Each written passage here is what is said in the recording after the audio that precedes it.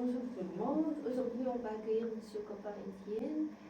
Il va nous parler de la bourse Erasmus, comment j'ai eu l'opportunité, c'est quoi Erasmus, qui a le profil pour être accepté dans cette opportunité. Donc, bonjour. Je vais commencer à poser la première question. Qu'est-ce que Erasmus Plus et quelle est sa mission?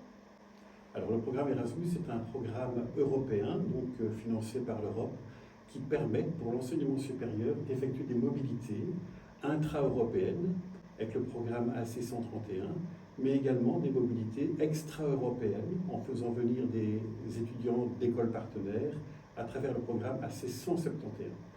Donc ces deux programmes ont comme objectif de promouvoir l'interculturalité et la découverte réciproque des étudiants et par rapport au pays dans lequel ils arrivent. Par exemple, avec la Tunisie, avec l'UPSAT, nous avons un accord interinstitutionnel qui est la première étape pour pouvoir participer à un programme Erasmus+. Donc, la première chose, c'est de voir si son école, son institution, son université a vraiment un partenariat avec une université européenne qui a donc cette charte Erasmus.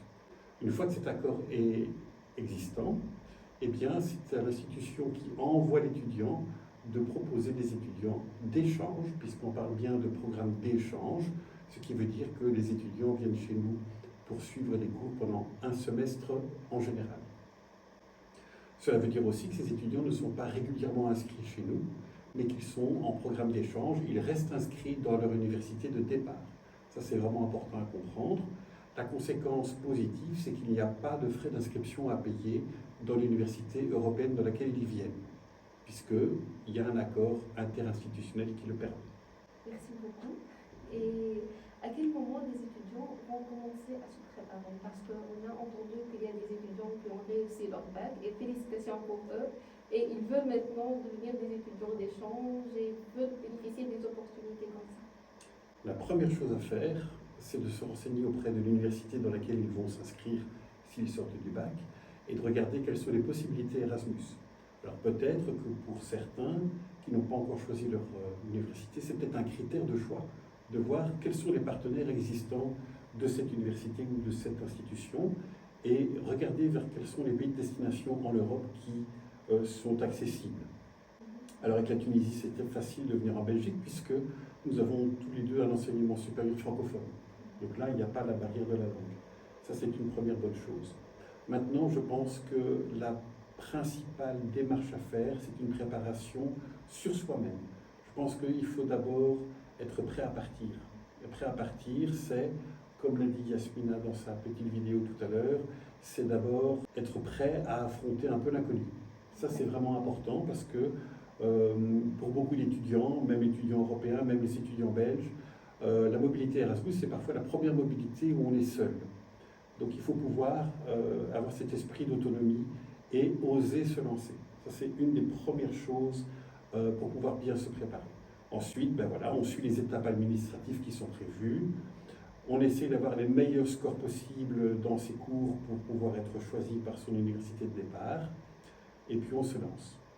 Alors, ce qui est vraiment important aussi à comprendre, c'est que cette bourse Erasmus, qui est offerte par l'Europe, ne couvrira pas malheureusement l'entièreté de ce que coûte la mobilité réellement.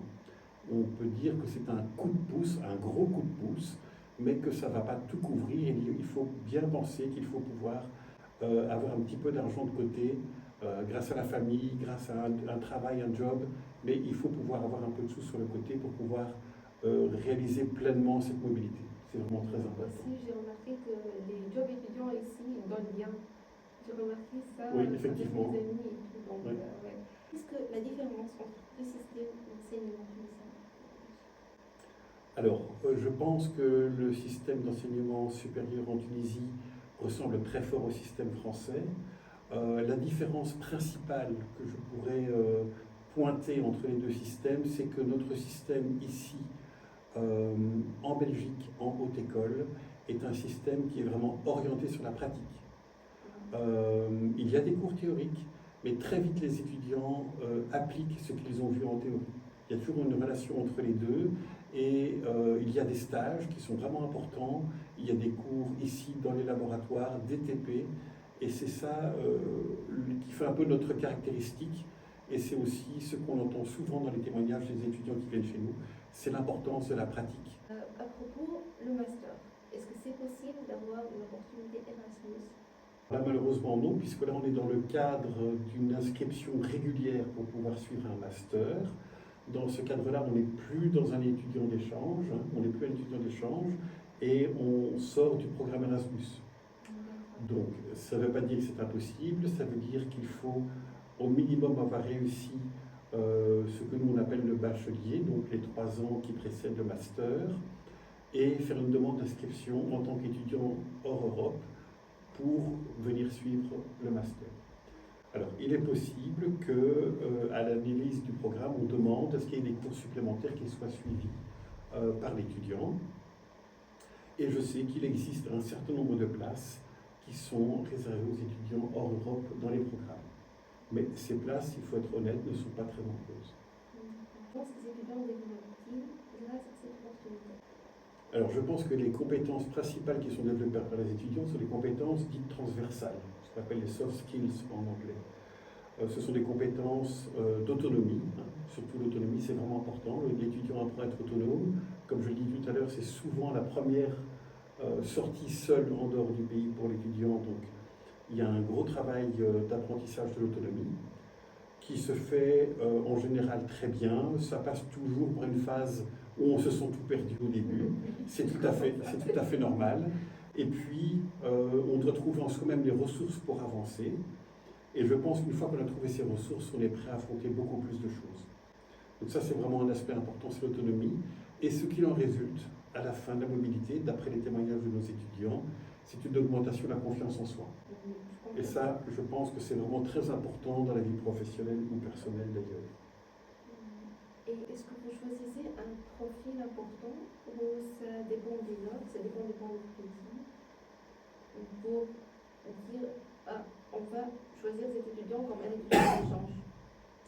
Alors, pour cet aspect sélection des étudiants, c'est une sélection qui est faite avec l'institution d'origine qui envoie l'étudiant. Donc il y a évidemment les critères académiques des réussites de cours, mais il y a aussi des critères motivationnels. Ce qui est important, c'est de comprendre quelle est la motivation de l'étudiant et quel est son projet. Il faut que ce projet fasse sens et pas de dire oui, je veux en Europe parce que j'aime bien l'Europe. Ça n'a pas beaucoup de sens en soi.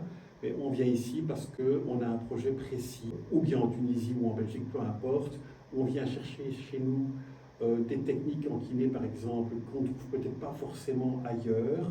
On vient renforcer des connaissances et puis après on les exerce dans son futur métier. C'est vraiment cet aspect projet et motivation qui sont vraiment les 2 aspects les plus importants lors de la sélection. Si vous devez donner un seul conseil pour un étudiant qui rêve de venir avec une bourse Erasmus plus en Belgique, quel serait ce conseil? Un seul conseil, c'est jetez-vous à l'eau. Il faut oser. Oui. Ah oui. Oui, l'eau est peut-être un peu froide au début, mais après on apprend à nager, puis on avance. C'est vrai. À cause des problèmes techniques, la vidéo s'est arrêtée, mais c'est pas grave. Juste, je vous remercie pour venir ici. Je vous remercie pour répondre à nos questions. Alors. Mais pour nous aussi, c'est une très belle expérience en tant que membre d'un bureau international de pouvoir recevoir des étudiants de Tunisie comme toi et Rabeb avec qui tout s'est super bien passé. Il y a eu des petits couacs, des petites pertes, des petits trucs. Toujours. Mais ça fait partie du quotidien. Et pour nous, c'était aussi humainement très enrichissant de vous recevoir toutes les deux. C'était vraiment une très belle expérience pour nous. Et d'ailleurs, nous sommes prêts à recommencer pour le futur parce que je pense que c'est quelque chose où tout le monde y gagne. Oui. Voilà. Je les encourage déjà, s'ils voient cette vidéo-là, je les encourage. Et si vous foncez, je reste avec vous. Donc, n'hésitez pas à me contacter. Et merci beaucoup pour l'invitation, pour accepter l'invitation, du coup. Bien sûr, pas de problème. Merci. Avec plaisir.